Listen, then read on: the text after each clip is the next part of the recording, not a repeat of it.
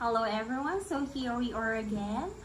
I am Abigail Gavila of BSED English 3A and of course with my chippy Johanna Eliza.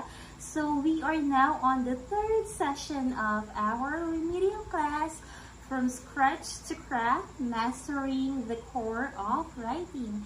So during our first session, we have tackled about the rules of capitalization, and for the second session, we tackle about the punctuation rules, but we haven't finished it yet. So on this third session, we will finish the punctuation rules. So we have discussed about the comma, the period, the colon, and the semicolon. And this time, we will dig deeper with the question mark. So let's start with the question mark. Johanna, can you please read? Question mark, also known as an interrogation point or interrogation mark, is a punctuation mark that is used to indicate that a sentence is a question. A question mark resembles a hook line with a dot underneath. So, familiar ka man bala kung ano ang question mark? Yes.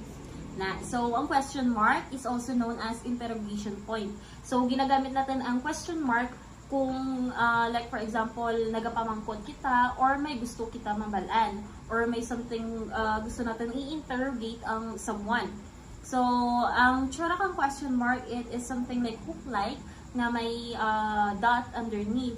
So, I bet nga balaan mo man kung ano ang tsura kang question mark. So, ang may rules man sa question mark. So, we have there, number 1, use the question mark after all the direct question. So, during our first session, gintakal natin nga kung indirect questions, kinanglan period ang gamiton. This time, because gamitan natin ng question mark ay direct questions yung tanan.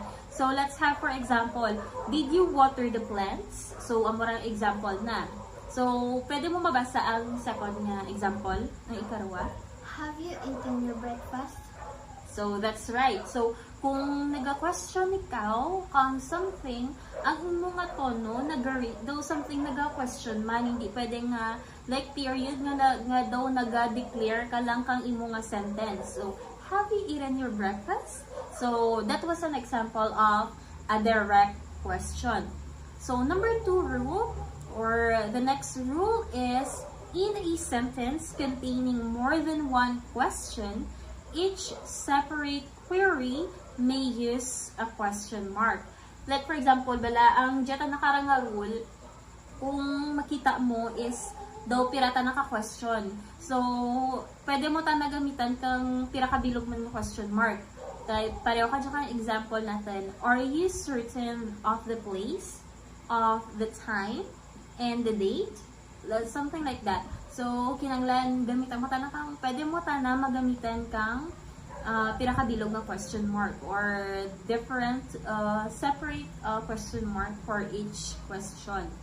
So, that was the rule for the question mark. So, may pamangkot bala ikaw sa question mark? So, wala. So, ma-move forward kita. So, but if a question is not complete until the final word of the sentence, the question mark should be at the end only.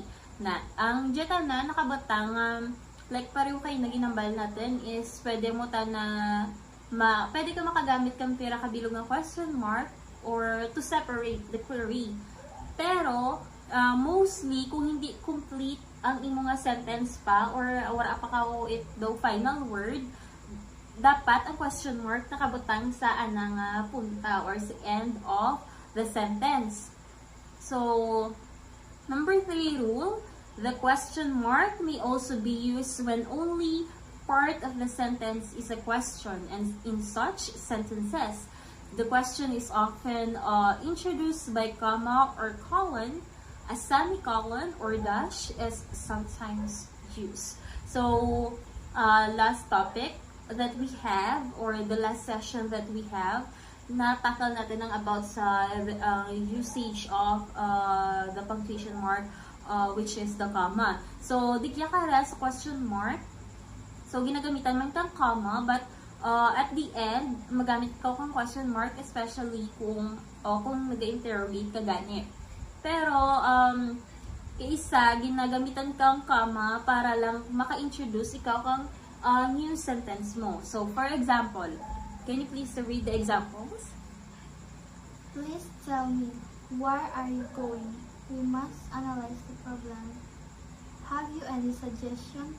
So, these are just two examples for many more sentences. So, please tell me, why are you going? So, nagamit kita kang comma sa please tell me. So, next, we have there, we must analyze the problem. So, nagamit kita naman digya kari akang semicolon. Have you any suggestions? So, doon ga-ask ikaw kung may, or ga-pamangkot ikaw sa towards someone kung may suggestions pabalatan na. So, naintindihan mo man ang rule sa amo ka dyan nga punctuation mark? So, ma-move forward kita. So, before we move forward, let's have an exercise. So, identify what punctuation rule of question mark is illustrated in the following sentence. So, write only the rule number. Pero digya ka i-mention mo lang kung ano ang rule number. So, we have there 3 rules para sa question mark, diba? So, let's see kung nag-gets mo ang rules sa question mark. So, number 1, can you please read? Can you make it on Friday? So, ano matsyag mo ang rule na ginagamit?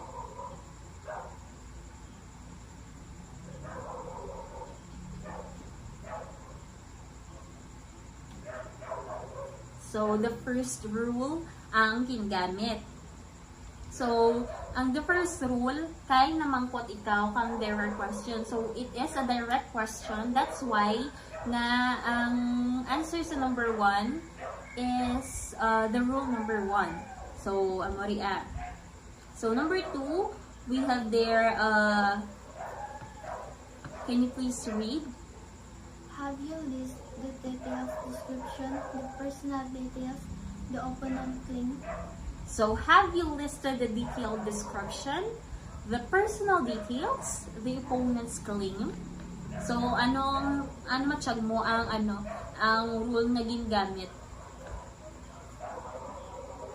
Number 2. Okay, so that's right. So, rule number 2 ang ginagamit kay you can use different or you can use multiple question mark if the question was used separately. So, or the query was used separately. So, pwede ka makagamit kang pero kabiloga question mark. So, naintindihan mo ba na ang rule sa atin mo question mark? Okay, that's it. So, moving forward, we have here another punctuation mark. So, we have there the exclamation point. Familiar ka ba sa exclamation point? Yes. Okay, sa din ginagamit ang exclamation point? Sa own understanding mo? Kung kung may i-shout mo lara ang reply mo. Okay, kung intense feeling. Okay. You're right. So, kung intense feeling, gagamit kita kang exclamation point. So, exclamation point, also called an exclamation mark. So, it is a punctuation mark that goes at the end of certain sentences. It's less common than period or question mark, but it's very easy to use. So, wala gawa natin ginagamit ang question mark sa though everyday bala conversation or sa especially sa writing. Though less common kita na. Pero, very easy lang ta na gamitin kay exclamation mark or exclamation point ginagamit na kung intense feelings like that or you are shocked like that. So we also have rules for this exclamation mark. So rule number 1, use the exclamation mark after all exclamatory sentences which convey surprise, strong emotion, or deep feeling. So, pareho katukang ginambal mo kang gina nga kung intense feelings, bala kara. So, magamit mo kang exclamation point. So, pwede mo mabasa ang example? I can't believe you failed to complete the job application. What a great day. Okay, so sounds good na nagamit mo. Pero if ever na makakita ikaw kang exclamation point, dapat kung magbasa ikaw, mas i-portray mo kay ang ating mga punctuation marks, dapat ginagamit natin tanan sa sakto. So if you see an exclamation point in a sentence or in a paragraph, so kung magbasa ikaw, dapat also with feelings, depende sa sentence nga gina-portray or nga ginabasa. So, I can't believe you failed to complete the job application. What a great day! So, that's it. So, exclamation point or exclamation mark, naga-convey na kang strong feeling. So, next nga rule para sa exclamation point, it is used, so the exclamation is used after the interjections or after the statements which emphasize commands or which suggest immediate action. So, ginagamitan na kung nag-command ka man. So, ginagamitan man na kang exclamation point kung nagasugo ikaw nga dapat sundon nyo ako, dapat amo dyan na. So, kinangalaman mo magamit kang exclamation point para man mahambal mo ang strong mo bala nga feeling, nga emotion man nga sundan mo ako. Though something like that. So, example is act now. Don't wait na. Amo ara yung example ka ang gamit kang exclamation point. So, can you please read the other example? Please submit your outputs now. Okay, that's good. So, these are just an example of the exclamation point. So, I know na balaan mo kung paano gamitin ang exclamation point when you are writing your sentences or your paragraph. So, let's move forward to the next. So, we have there the quotation mark. So, ang quotation mark, can you please read? What is quotation mark? Quotation marks are a type of punctuations used to show direct quotes, dialogue, and certain titles or otherwise to set aside words in text. They have a few important functions in grammar that can make them confusing, especially when you're wondering whether to use double versus single quotation marks.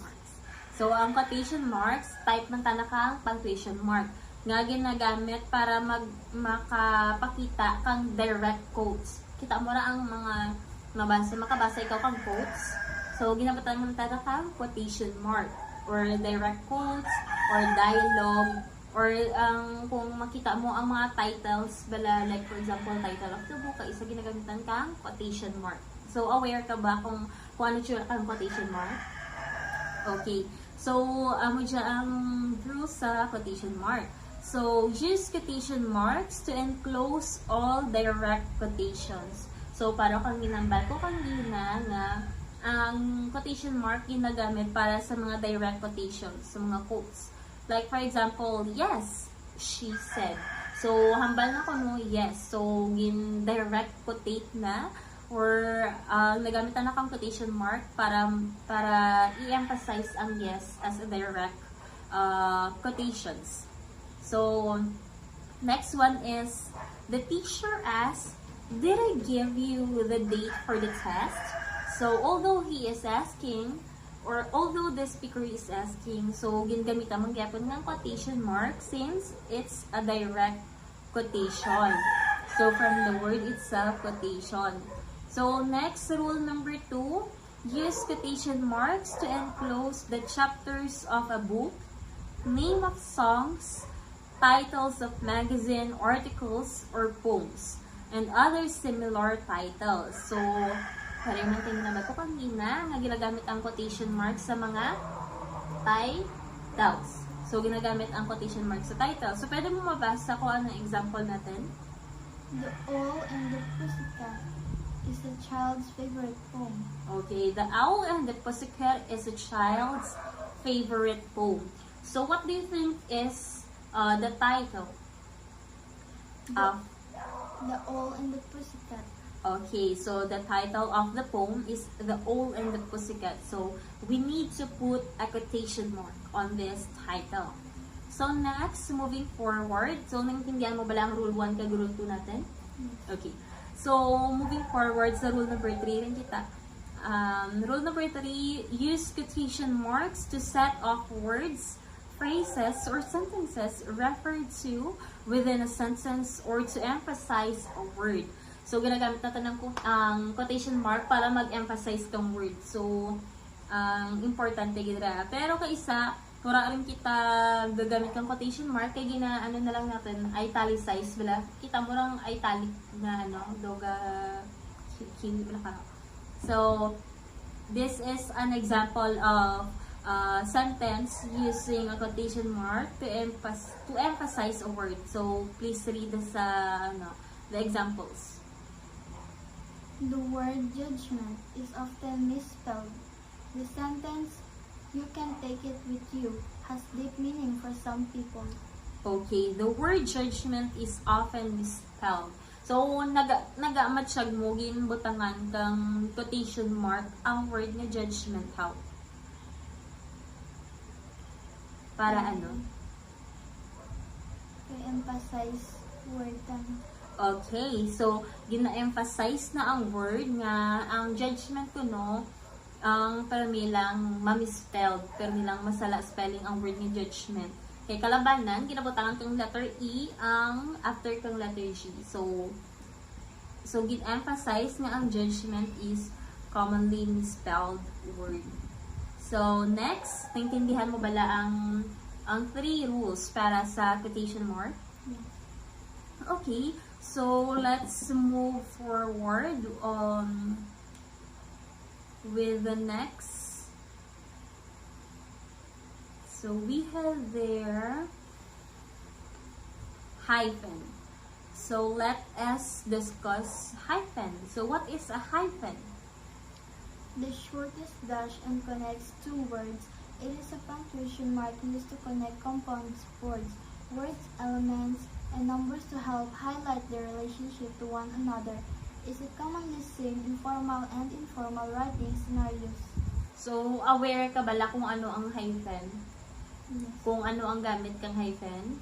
Yes. Sige. So, ang hyphen, amorang shortest dash, nga ga-connect kang 2 words. Kay may mga words kita nga 2 words. So, palang kung man familiar ikaw sa mga words kariya, so it is a punctuation mark used to connect compound words. So, amori ang ginagamitan kang hyphen. So, usually makita natin ang hyphen sa mga formal and informal writings. So, hyphen is very useful in the writing skills or in our writing journey. So let's tackle the different rules for the punctuation mark hyphen. So we have there rule number 1, use hyphen with a compound modifier if the word you are modifying follows immediately after the modifier. So, compound adjectives are the most common. So, ginagamitan ng hyphen kung compound ang imo nga modifier that you are ang ginamodify mo. So, ang example kang usually nga ginagamit is ang compound adjectives. Kung compound ang adjectives mo, ginagamitan usually kang hyphen. So, example kang hyphen. So, Barnaby, the site of the world's most dangerous radiation leaks, still records high-level radiation readings. So, makita mo kariya dyan ang may hyphen. Ano ang word dyan na may hyphen? Sa sentence? High level. Okay, so high level, makita mo sa sentence na ang high level may hyphen. Kaya it is a compound adjective. So next, rule number 2, use hyphen to compound nouns when the principal word has been made plural. So gamitan mo ang hyphen sa mga compound nouns. Tapos ang especially kung ang principal mo word or ang certain word nga is ginhimo nga plural lata na, so himuan mo nga butangan mo ang hyphen. So example, please read. The sisters-in-law all enjoy their weekend getaway without their husbands. So the sisters-in-law all enjoyed their weekend getaway without their husband. So nag-enjoy ko ng mga sister-in-law sa anda nga lagaw without their husband. So ano ra dya ang may hyphen? Sisters-in-law. Okay. So ginbatangan kang hyphen kay ang principal word nga sister ginhimo nga plural which is sisters. So naintindihan mo ang rule 1 kag 2? Yes. Okay, let's have the rule number 3. Use a hyphen to make words with double vowels more readable. Kung ang word ko no, double vowel, usually ginagamitan natin kang hyphen. So, ang balaan mo kung ano ang vowels, di ba? The A, E, I, N, O, U.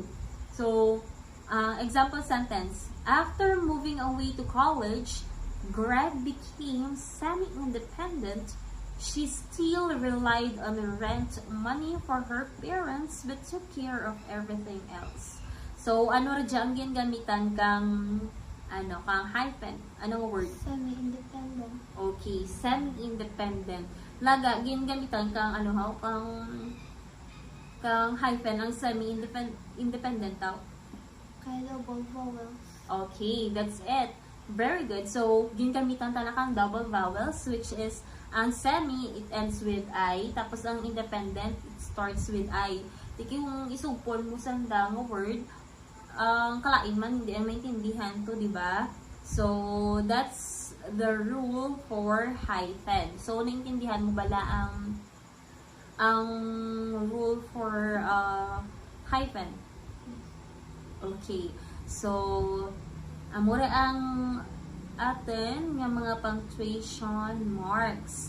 So, before kita mag-proceed sa atin assessment, let's recap the different punctuation marks nga discuss since the second session or starting from the second session.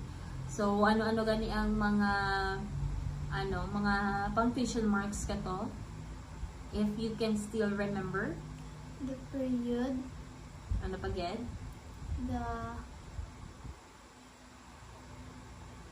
The semicolon. The colon. Ano pa ged? The comma. So, ang talagbayta na, ano ang na-discuss natin kadyang third session? Ano ang mga punctuation marks na gin-discuss natin kadyang third? Question mark. Ano pa get? The exclamation point. The quotation mark. And the hyphen. So, those are the different punctuation marks. Pero, rako pag-idriya nga pati nga, rako pa nga punctuation marks ang ginagamit natin sa ating writings. But, I know, balaan mo rin man na kung anong ibang pagid. So, we will not dig deeper to other punctuation marks. So, this are just an example of or the few samples of the punctuation mark. So, let's have an assessment. So, punctuate me. So, can you please read the instruction? Complete the following sentences by supplying appropriate punctuation marks for each sentence. Okay, so let's try. Can you please read sentence number 1? Simon asked if you had memorized your declamation piece. So what do you think is the answer?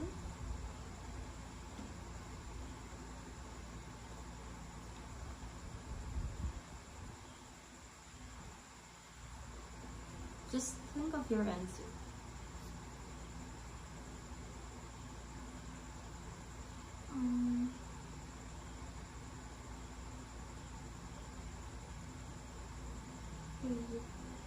Okay, period. So, why do you think period? Kay, ano ba yun? Ano ganito ang rule natin sa period katong nag-period ta na ho? Kay, ano, Nag-period ta na?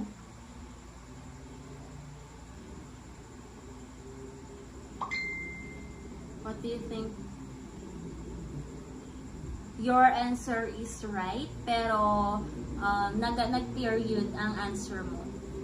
kay indirect question. Okay, that's it. So, you've got the correct answer. So, gingamitan natin kang period kay indirect question ta na, hindi ta na direct question. So I'm happy that you are learning something from our remedial class. So that's it. So let's have another question. So we have here